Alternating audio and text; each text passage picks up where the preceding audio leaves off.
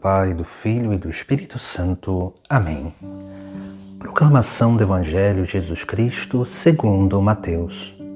Naquele tempo, dirigindo-se Jesus ao chefe dos sacerdotes e aos anciãos do povo, disse-lhes: Escutai esta outra parábola. Certo proprietário plantou uma vinha, pôs uma cerca em volta, fez nela um lagar para esmagar as uvas e construiu uma torre de guarda. Depois arrendou-a a vinhateiros e viajou para o estrangeiro. Quando chegou o tempo da colheita, o proprietário mandou seus empregados aos vinhateiros para receber seus frutos. Os vinhateiros, porém, agarraram os empregados, espancaram um, mataram a outro e ao terceiro apedrejaram. O proprietário mandou de novo outros empregados, em maior número do que os primeiros, mas eles os trataram da mesma forma. Finalmente, o proprietário enviou-lhes o seu filho, pensando: ao meu filho eles vão respeitar. Os vinhateiros, porém, ao verem o filho, disseram entre si: Este é o herdeiro. Vinde, vamos matá-lo e tomar posse da sua herança. Então agarraram o filho, jogaram-no para fora da vinha e o mataram. Pois bem, quando o dono da vinha voltar, o que fará com esses vinhateiros? Os sumos sacerdotes e anciãos do povo responderam: Com certeza mandará matar de modo violento esses perversos e arrendará a vinha a outros vinhateiros, que lhe entregarão os frutos no tempo certo. Então Jesus lhes disse: Vós nunca lestes nas Escrituras: a pedra que os construtores rejeitaram tornou-se a pedra angular. Isto foi feito pelo Senhor e é maravilhoso aos nossos olhos? Por isso eu vos digo: o reino de Deus vos será tirado e será entregue a um povo que produzirá frutos. Os sumos sacerdotes e fariseus ouviram as parábolas de Jesus e compreenderam que estavam falando deles. Procuraram prendê-lo, mas ficaram com medo das multidões, pois elas consideravam Jesus um profeta. Palavra da salvação.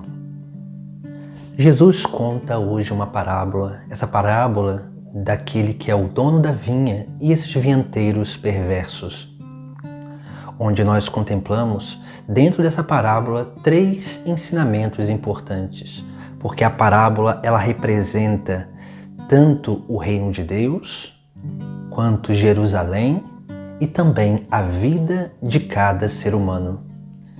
Por isso que quando nós contemplamos essa parábola de uma forma mais macro, podemos contemplar essa realidade, onde Deus envia o seu Filho ao mundo. Primeiro envia muitos profetas, depois envia o seu próprio Filho. E eles fazem com o seu Filho a mesma coisa que fizeram com os profetas. E vão matar esse que vem para realmente prestar conta daquilo que é a terra que foi criada pelo próprio Deus. Vem prestar conta da justiça que o ser humano deveria cumprir nessa mesma terra. Por isso que esses homens eles ficam desconcertados, porque também Jesus está falando de Jerusalém, esse lugar que é a vinha do Senhor, que foi ali realmente palco de muitos fatos na antiguidade e principalmente o lugar escolhido para que Deus pudesse habitar, quando Salomão ali vai construir o templo do Senhor nesse lugar. E ali vai acontecer a mesma coisa.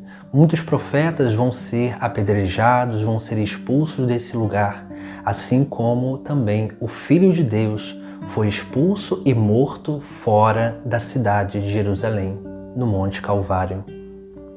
Mas um terceiro elemento, e podemos dizer o terceiro simbolismo dessa parábola, é a vida de cada um, de cada ser humano, porque o ser humano foi criado como uma vinha.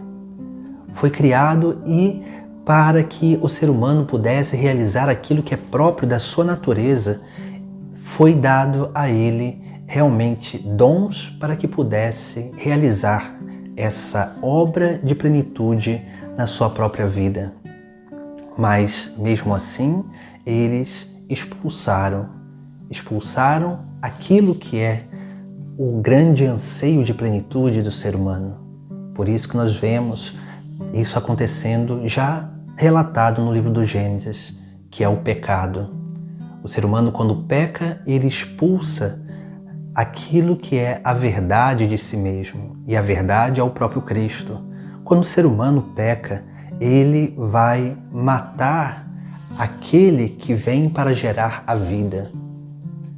Quando o ser humano peca, ele vai verdadeiramente tomar posse daquilo que não é seu, daquilo que foi dado para unicamente ser administrado.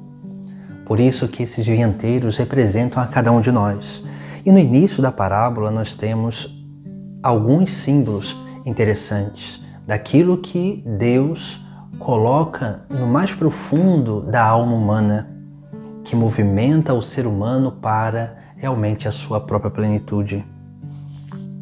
E Jesus vai dizer na parábola: certo homem plantou uma vinha, pôs uma cerca em volta, fez nela um lagar para esmagar as uvas e construiu uma torre de guarda. Veja que Jesus Cristo, no início da parábola, ele já traz 4 elementos importantes, porque vai dizer que um homem, um certo proprietário, plantou a vinha. Esse é Deus, que cria todas as coisas e cria o ser humano.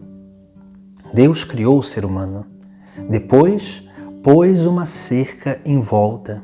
A cerca é o símbolo daquilo que é a lei natural, porque a cerca é aquilo que impede da gente fazer alguma coisa longe daquilo que é o espaço onde nos foi conferido. A lei natural nos traz equilíbrio, mas quando o ser humano peca, ele destrói essa cerca que gera equilíbrio nas suas relações. Por isso que a cerca ela representa os mandamentos, os 10 mandamentos, a lei de Deus, que é a lei natural impressa já na alma humana. Depois, ele vai dizer também, fez nela um lagar para esmagar as uvas. O lagar é o lugar do trabalho e o lugar onde se esmaga as uvas para fazer o vinho. Esse é o símbolo da vocação primeiramente universal, que é o chamado à santidade, a sermos perfeitos como o Pai do céu é perfeito, mas também é a vocação particular, aquele que é o chamado particular de cada um de nós. Esse lugar onde nós trabalhamos para alcançar a nossa felicidade. E depois, a 4ª coisa, e construiu uma torre de guarda. A torre de guarda é o símbolo da nossa consciência. É aquilo que nos permite olhar e refletir sobre todas as coisas ao qual estão à nossa volta. É aquilo que protege o nosso lagar, protege a nossa vinha e protege a nossa cerca. Por isso que nós vemos que o pecado ele vai corromper essas 4 coisas. Vai corromper a vinha, porque nós vamos tomar posse da nossa vida e não administrar a nossa vida para dar frutos para o reino dos céus. O pecado ele vai destruir a cerca, porque nós vamos perder a capacidade de nos relacionar bem com o nosso próximo. O pecado ele vai também destruir o lagar de esmagar as uvas. Vai fazer com que a gente perca a capacidade, a plenitude de alcançar a felicidade. E o lagar, ele destrói e corrompe a torre de guarda, porque a nossa consciência ela começa a ficar corrompida. Por isso que nós precisamos realmente, diante da nossa vida, para não matar o Filho de Deus em nós, para não matar Deus em nós, nós precisamos cuidar dessas 4 coisas. Tomar consciência que a vinha não é nossa, mas a vinha é um dom de Deus a nós para a nossa administração. É importante tomar consciência que essa cerca é importante ser praticada para que possamos restaurar as nossas relações com o nosso próximo, com Deus e com nós mesmos. Precisamos realmente restaurar esse lagar para que possamos alcançar a nossa felicidade, para esmagar essas uvas no nosso trabalho, no nosso chamado diário, para alcançarmos a plenitude da nossa vida. Porque a plenitude da nossa vida passa também pelo ofício particular que nós temos no nosso lugar, no nosso mundo. E nós precisamos restaurar a nossa torre de guarda, a nossa consciência, para que possamos verdadeiramente ser capazes de discernir bem diante de todas as coisas, para viver na verdade, na bondade e para realmente ser pessoas dignas daquilo que é o chamado de Deus para a nossa vida. Por isso, Deus plantou uma vinha e envia sempre pessoas para nos ajudar. Envia sempre pessoas para nos ensinar, que são esses profetas, que são esses que vêm para nos anunciar a verdade, reconduzir a nossa vida no caminho da plenitude. Deus envia o seu próprio Filho, Jesus Cristo, para realizar essa obra de salvação, pelo anúncio da palavra, pelos sacramentos, pela vida da igreja, pela vida dos santos. Deus sempre vem ao nosso encontro. O Filho de Deus sempre vem ao nosso encontro e nós precisamos cuidar da nossa vida interior para que a gente não mate Deus dentro de nós, para que a gente não expulse Deus da nossa vinha, ou seja, da nossa vida, para que possamos realmente prestar contas daquilo que nos foi entregue para administrar, para que, como aqueles fariseus e sumos sacerdotes mesmo vão dizer, para que nós não sejamos tratados na eternidade como nós tratamos Deus nessa terra. Porque aqueles que tratam mal Deus nessa terra viverão a eternidade sem Deus e serão maltratados pelo próprio diabo no inferno. Busquemos assim cuidar dessa vinha que foi entregue em nossas mãos, para que aqui nessa terra possamos dar frutos e esse fruto permaneça para a vida eterna. Em nome do Pai, do Filho e do Espírito Santo. Amém.